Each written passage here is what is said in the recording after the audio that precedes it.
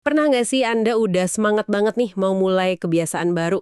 Kayak, oke, besok mau olahraga pagi, atau mau baca buku tiap malam gitu. Atau stop makan gorengan. Sering tuh resolusi begitu. Iya kan? Tapi baru jalan beberapa hari, kok rasanya udah berat aja gitu. Akhirnya ya udah, balik lagi deh ke pola lama. Atau kebalikannya, mau stop kebiasaan jelek. Misalnya, scrolling medsos nggak berhenti sampai lupa waktu. Nah itu dia. Atau nunda-nunda kerjaan. Susah banget lepasnya. Kalau Anda ngalamin itu, tenang aja, nggak sendirian kok. Emang kebiasaan ini, mau baik atau buruk, kekuatannya luar biasa banget buat ngebentuk hidup kita. Kekuatan yang kadang kita nggak sadar ya, bekerjanya di belakang layar gitu. Tapi efeknya, wah, signifikan. Betul. Nah, hari ini kita mau coba lakukan pembahasan mendalam lah ya soal dunia perkebiasaan ini. Kita gali dari sumber-sumber yang udah Anda siapin, kita coba bongkar bareng-bareng. Bongkar apa aja nih kira-kira? Ya, gimana sih sebenarnya kebiasaan itu terprogram di otak kita? Terus kenapa ya ada yang nempel banget, susah diubah? Dan yang paling penting nih, gimana caranya biar kita bisa merekayasa kebiasaan kita sendiri? Ada nggak sih cara jitunya? Oke, menarik banget. Kita bakal lihat wawasan dari beberapa sumber keren ya. Terutama ini dia nih, dua buku yang hits banget soal ini. Atomic Habits dari James Clear, sama The Power of Habit karya Charles Duhigg. Dua raksasa di bidang ini ya. Betul. Tapi kita juga bakal ambil tips-tips praktis dari sumber lain kayak artikel Hello Sehat, terus ada juga riset-riset psikologi yang relevan gitu. Anggap aja obrolan kita ini kayak rangkuman atau jalan pintas lah buat Anda biar dapat intisarinya. Jadi misi kita hari ini ya nyajiin aha moment soal perilaku Anda plus strategi praktis yang bisa langsung dicoba. Siap kita bedah? Siap. Oke, pertanyaan paling dasar dulu nih. Gimana sih kebiasaan ini mulainya di otak kita? Charles Duhigg di The Power of Habit kan ngenalin konsep kunci banget nih. Iya. Lingkaran kebiasaan, the habit loop. Itu fondasinya banget. Betul. Jadi lingkaran ini simpelnya punya tiga bagian utama yang muter terus. Pertama, apa tuh? Pertama ada pemicu, atau cue kalau istilahnya Duhigg. Ini kayak tombol start otomatis di otak. Sinyal yang bilang, weh, jalanin program kebiasaan X sekarang. Pemicunya bisa macam-macam ya berarti. Kayak jam, notif HP. Bisa banget. Waktu, lokasi, perasaan kita saat itu, orang lain di sekitar, atau bahkan tindakan yang baru aja kita lakuin sebelumnya. Itu semua bisa jadi pemicu. Oke, kayak misalnya habis minum kopi pagi, langsung pengen buka berita gitu ya. Nah itu pemicunya. Terus setelah pemicu, ada yang kedua? Yang kedua, rutinitas. Rutin. Ini ya aksinya, perilakunya itu sendiri. Kebiasaan intinya lah. Bisa fisik, mental, atau emosional ya. Ya, bisa fisik kayak otomatis nyalain rokok pas lagi stres. Atau mental, kayak langsung mikir yang jelek-jelek pas dengar kabar buruk. Atau emosional, kayak pengen makan manis pas lagi sedih. Oke. Pemicu, rutinitas, nah yang bikin muter terus, yang bikin nagih, itu yang ketiga. Hadiah, reward. Ini rasa enak, lega, puas, atau apapun yang kita dapetin setelah ngelakuin rutinitas itu. Nah, hadiah ini fungsinya kayak stabilo di otak. Ngasih tanda, kombinasi pemicu rutinitas ini mantep nih, simpen ya, ulangi lagi nanti. Jadi otak kita belajar, oh kalau ada pemicu ini, terus lakuin ini, dapetnya enak. Gitu ya? Persis. Contoh paling jelas dari Duhigg itu kasusnya Eugene Pauly. Orang ini kan kena penyakit encephalitis virus. Memorinya rusak parah banget. Iya, dia sampai nggak inget hari, nggak inget nama dokter, bahkan denah rumahnya sendiri aja nggak bisa gambar kan ya? Betul.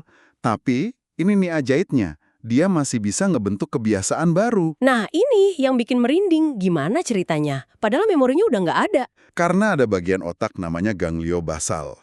Ini bagian yang lebih primitif gitu. Dan ternyata nggak terlalu rusak sama penyakitnya.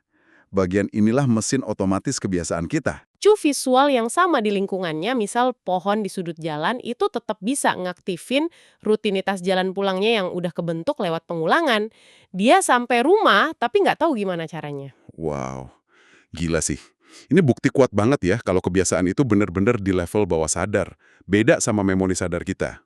Bener banget, nggak cuma kasus ekstrim kayak gitu. Duhigg juga kasih contoh sehari-hari, kayak restoran cepat saji. McDonald's deh contohnya. Itu kan dirancang banget buat nguatin lingkaran kebiasaan kita. Oh iya, iya. Gimana tuh? Ya jelas, mulai dari lengkungan emasnya yang khas, tata letak restorannya yang mirip-mirip di mana aja, sapaan standar karyawannya, itu semua pemicu yang familiar banget buat kita. Bikin kita langsung masuk mode gitu ya. Terus rutinitasnya ya pesan menu andalan, oda, sensasi cepet yang langsung nyolek pusat kesenangan di otak. Pantesan, susah nolak ya kadang. Otak kita kan emang dasarnya pengen efisien ya, nggak mau mikir terus kalau nggak perlu. Jadi ngubah rutinitas jadi otomatis, itu cara dia hemat energi. Dan ada satu elemen lagi nih yang krusial banget. Sering jadi bensinnya lingkaran kebiasaan ini. Baik Duhigg maupun Clear sama-sama nekenin ini. Keinginan kuat atau craving. Ah, craving. Ini bukan hadiahnya ya, tapi rasa pengennya itu. Tepat. Rasa ngembet, antisipasi kuat kita terhadap hadiah yang bakal datang. Ini yang dorong kita ngelakuin rutinitas, bahkan sebelum hadiah aslinya beneran ada. Contoh Pepsodent dari Duhigg itu pas banget nih buat ngejelasin craving. Iya, itu klasik banget. Dulu kan orang Amerika nggak biasa sikat gigi. Banyak pasta gigi gagal di pasaran. Nah, Pepsodent ini bisa sukses besar bukan cuma karena bersihnya, Tapi karena mereka nambahin bahan kayak minyak mint sama asam sitrat. Bahan ini sebenarnya nggak terlalu ngaruh ke kebersihan gigi, tapi dia ngasih sensasi tingling, rasa dingin, seger, agak kesemutan gitu di mulut abis sikat gigi. sensasi semriwing itu ya, yang sebenarnya cuma bonus. Justru itu kuncinya. Orang jadi ngasosiasiin sensasi seger itu sama mulut bersih. Mereka mulai craving, mulai kangen sama sensasi itu. Kalau abis sikat gigi tapi nggak ada rasa seger-segernya, malah rasanya kayak, kok nggak bersih ya? Wah, cerdik banget ya. Jadi Pepsodent itu berhasil menciptakan craving terhadap hadiah sensorik.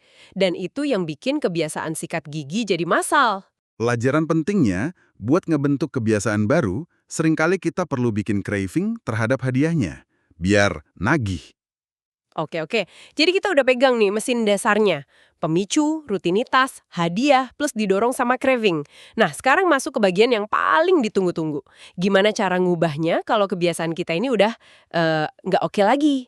Di sini kan ada dua pendekatan utama nih, dari Duhigg dan Clear. Kita mulai dari Duhigg dulu ya, The Power of Habit. Dia punya aturan emas kan? Betul, the golden rule of habit change. Intinya sih, sebenarnya simple tapi kuat. Anda nggak bisa ngilangin kebiasaan buruk gitu aja, tapi Anda bisa menggantinya. Menggantinya, gimana caranya? Caranya, pertahanin pemicu yang sama, kasih hadiah yang mirip-mirip, tapi ganti rutinitas di tengahnya. Jadi kita kayak ngehack sistem otomatis otak kita gitu. Kedengerannya masuk akal sih, tapi prakteknya gimana tuh? Apalagi buat kebiasaan yang udah mendarah daging banget, kayak ngerokok atau ngemil tengah malam. Gampang nggak? Ya, pasti butuh usaha sadar ya, nggak otomatis langsung bisa. Tapi kerangkanya jelas. Pertama, kita harus identifikasi dulu rutinitas mana yang mau diubah. Jelasin dulu targetnya. Oke, misalnya ngemil keripik pas nonton TV. Nah, kedua, eksperimen sama hadiahnya. Coba tanya ke diri sendiri pas dorongan ngemil muncul. Sebenarnya gue nyari apa sih dari ngemil ini? Apakah karena bosen, pengen ada temen nonton, atau cuma pengen ngunyah aja? Coba deh ganti-ganti hadiahnya. Misal, coba minum teh anget, atau makan buah, atau ngobrol sama orang rumah.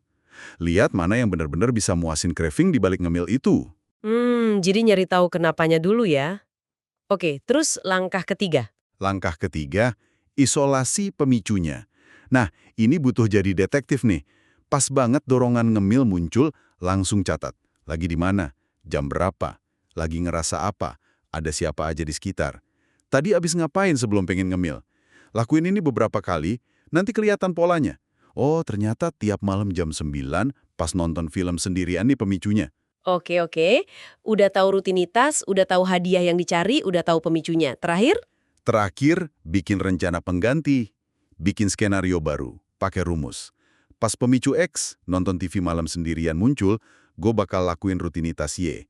Misalnya bikin teh atau ngupas buah, buat dapetin hadiah Z, rasa nyaman atau ada teman nonton. Rencananya harus spesifik.